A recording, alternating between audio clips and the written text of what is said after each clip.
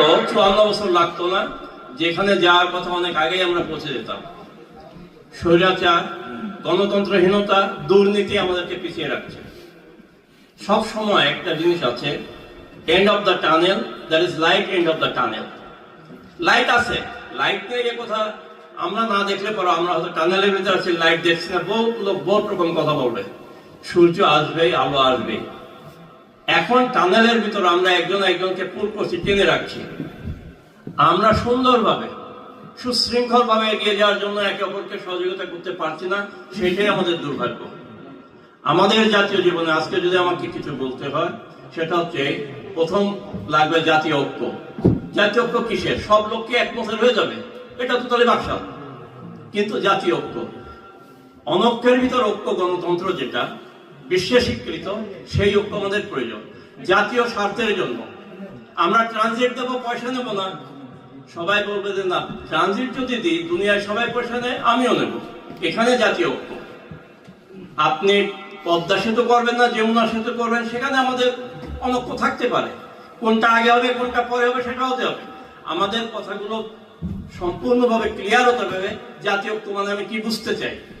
জাতীয় ঐক্য মানে এই না যে স্বৈরতন্ত্র, যে আমার শিশু মা সবাইকে হত্যা করছে তার সাথে পাট করে ঐক্য হয়ে গেল। তারপরেও বিশ্বে এমন কোথাও নেই যেখানে রিকনসিলিয়েশন হয়নি। ভিয়েতনামে হয়েছে, আমেরিকাতে হয়েছে, আফ্রিকায় হয়েছে, আমাদেরও হতে পারে। কিন্তু তার একটা ন্যূনতম শর্ত থাকতে হবে। শর্তগুলো আমাদেরকে ক্লিয়ার করতে হবে। আমাদের ন্যারেটিভ গুলো ক্লিয়ার থাকতে হবে। আমাদের ন্যারেটিভের ভিতরে ঘোলা জল ঢুকাচ্ছে ভারত, অত্যন্ত ক্লিয়ার। আমাদের দেশে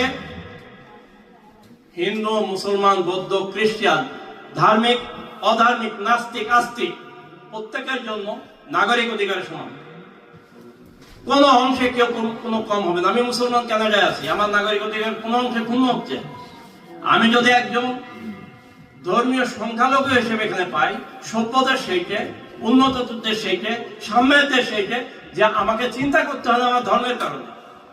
বাংলাদেশে একজন হিন্দু নির্যাতিত হবে, হিন্দু মায়ের কষ্ট হবে, সেটা আমার কষ্ট। কারণ আমারও মা আছে, আমারও বোন আছে, আমারও চিন্তা আছে। অন্যকে কষ্ট দিয়ে আপনি কখনো সুখে থাকতে পারবেন না। এই প্রত্যয়টা, এই চিন্তাটা যদি আমরা প্রত্যক্ষ করতে পারি, সেইটাই হচ্ছে আমাদের জিনিস। ভারতের সাথে অনেক কিছু আছে আমরা ভুলিয়ে ফেলি। ভারত এবং হিন্দু সীমারেখা কোথায়? এখানে কিন্তু অনেক কষ্ট হয়। আমাদের দেশে 8% হিন্দু আছে। আমরা এমন কোনো কথা বলতে যাব না ভারতকে বলতে যে ভারতের এই করতে যে তাদের উপরে আঘাত আসে। আবার এমন ন্যারেটিভ আমরা নেব